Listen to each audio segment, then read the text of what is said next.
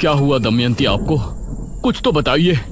देखते ही देखते उसके चेहरे की रंगत बदल गई और वो एक बूढ़ी नजर आने लगी। ये देखकर महाराज के पैरों तले जमीन निकल गई।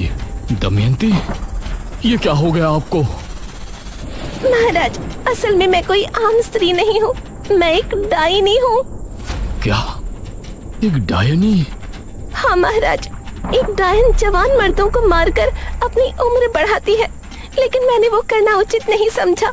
इसलिए आज जब मेरी आयु 100 वर्ष हो गई है तो मैं बूढ़ी हो गई हूँ। अब अगली एकादशी की रात मेरी मृत्यु हो जाएगी।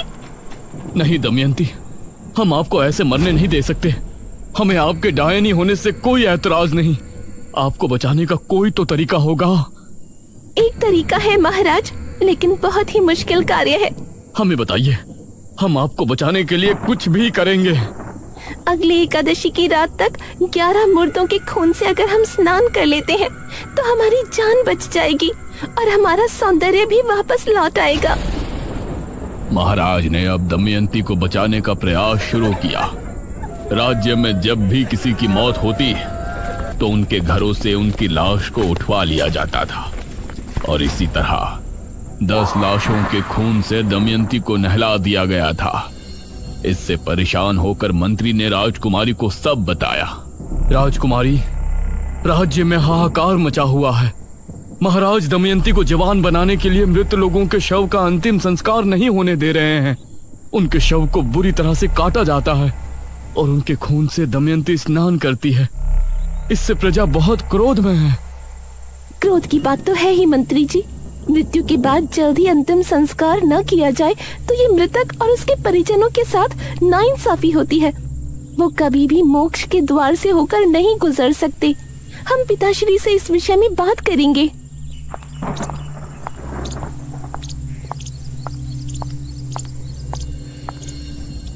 राजकुमारी ने महाराज से बात की, लेकिन उनके सर पर दमयंती को बचाने का भूत सवार था।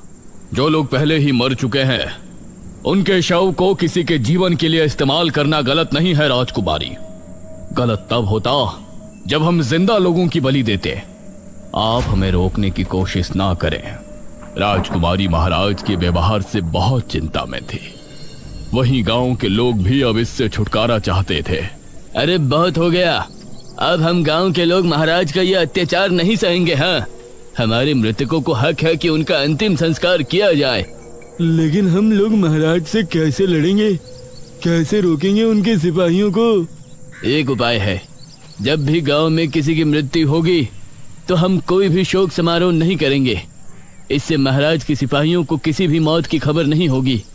आधी रात के समय हम में से 4 लोग उस शव को ले जाकर चुपचाप शमशान में उनका अंतिम संस्कार कर दिया करेंगे।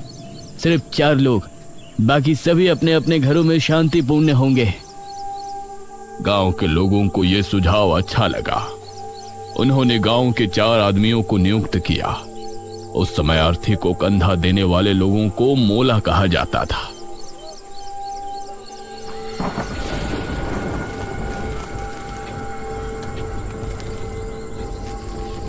ये 4 लोग रात के समय निकला करते थे, इसीलिए इनका नाम निशिर मोलो रखा गया। अब जब भी कोई मृत्यु होती तो 4 कथई लिबास वाले आदमी निशिर मोलो बन के उस शव को कंधा देते और उसका चुपचाप अंतिम संस्कार करके वापस गांव को लौट आते। समझ नहीं आ रहा, पूरे 15 दिन हो गए, अभी तक किसी के घर कोई मृत्यु नहीं हुई है। ऐसा कैसे हो सकता है? अगले दिन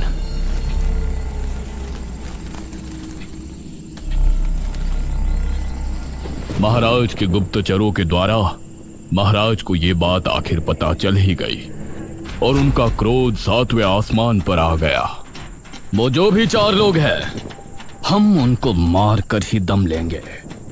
उन्होंने हमसे चालाकी की, इसका हर्जाना उन्हें भुगतना ही पड़ेगा। महाराज ने अब अपने गुप्त सिपाहियों को तैनात कर दिया था, जो छिपकर रातों को जागकर गांव पर नजर रख रहे थे। एक रात निशिर मोलो एक अर्थी लेकर निकले। यह शनिवार की रात थी, तो उन गुप्त सिपाहियों ने निशिर मोलो को रोक लिया अब तुम लोगों को कोई नहीं बचा सकता, कोई नहीं। बहुत दे दिया हमारे महाराज को धोखा। उन सिपाहियों ने इन चारों आदमियों को मार गिराया और फिर शव लेकर महाराज के पास पहुंचे। उस शव को दमयंती के कक्ष में पहुंचा दिया गया और सुबह होने पर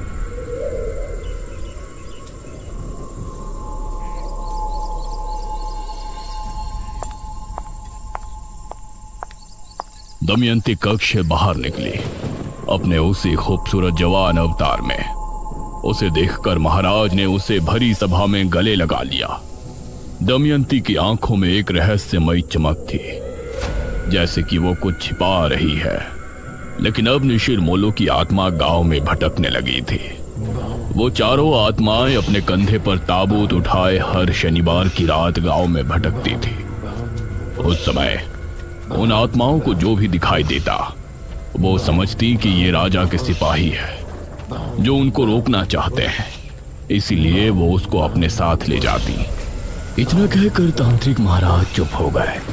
सभी गांव के लोग ये कहानी सुनकर हैरान थे और मेघना को तो जैसे अब अपने सपनों से जुड़ी कुछ बातें समझ में आने लगी थी। हे भगवान, मतलब जो निशिर मोलो आज हमारी जान के दुश्मन है, वो कभी हमारी रक्षा किया करते थे। हाँ, उनकी इसमें कोई गलती नहीं है। उनकी अकाल मृत्यु की वजह से वो ऐसा करते हैं। उनको नहीं पता कि उनकी मृत्यु हो चुकी है। वो तो अभी भी अपने काम को अंजाम देने की कोशिश कर रहे हैं। बाबा, आगे की कथा में क्या हुआ? वो राजकुमारी, महाराज और दमयंती?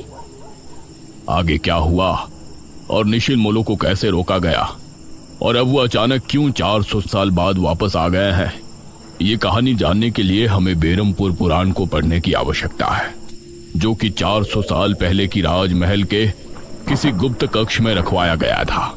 बेरमपुर पुराण? अब इसका पता हमें कैसे चलेगा बाबा? वो बेरमपुर पुराण राजमहल में कहाँ है, ये जानने के लिए मुझे एक अनुष्ठान करना पड़ेगा, जो कि मैं इसी किले में बैठकर करूंगा। ध्यान रहे, उस समय सभी अपने अपने घरों में होंगे। कहीं ऐसा ना हो कि इस बार भी निशिर मोलो ये अनुष्ठान रोकने के इरादे से गांव में आए। निशिर मोलो कौन है ये तो हमने जान लिया है, लेकिन इन सब का मेघना से क्या संबंध है? निशिर मोलो उसके आने से कैसे जाग उठे? राजा के साथ क्या हुआ और दमयंती असल में क्या है? इन सभी सवालों के जवाब जानने के लिए हमारे साथ बने रहिए निशिर मोलो के अगले पार्ट में।